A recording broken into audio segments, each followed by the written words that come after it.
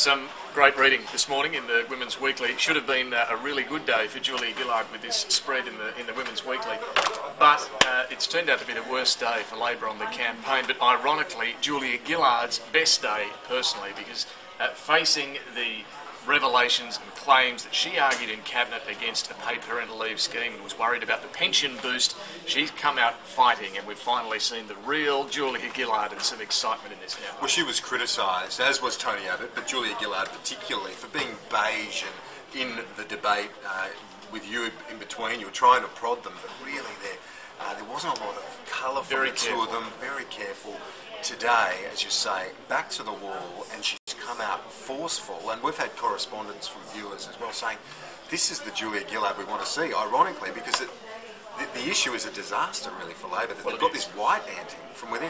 Well, it's damaging for a few reasons. One, that it casts doubt on, does Julia Gillard believe what she's saying? Two, does she really believe in the particulars here, the paid parental leave and the pension boost?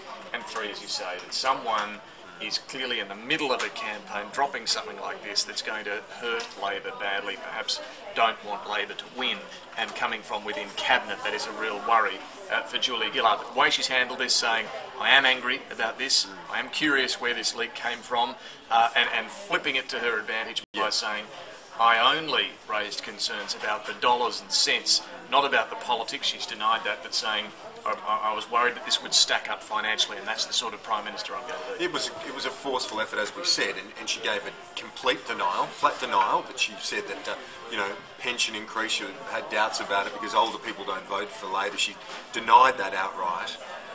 But I think the problem is she dealt with that appropriately, as you said, Prime Minister scrutinising policy. But the problem is that destabilisation, because there's no sign it's going to end. A lot of questions. Is it Kevin Rudd?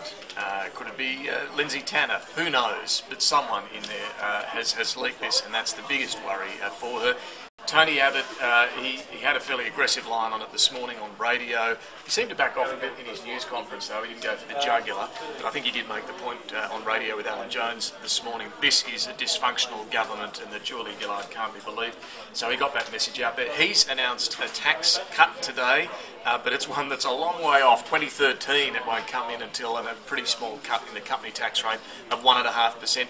And he will have more to say on that paid parental leave levy that he's going to put on business in the coming days. I wouldn't be surprised if we see the coalition scrap that. They can't afford to go to this election having any sort of higher tax than the government. They've got to be the low taxing party. So I think they'll fix that up in the coming days.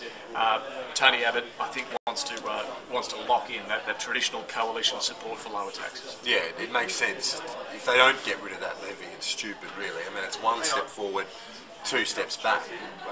A levy of 1.7%, but we're reducing this company tax rate by 1.5%. It just seems an absurd policy. I think they'll fix it up. And just finally, bad day for Labor, obviously, on the leak, but the good news is the inflation figure.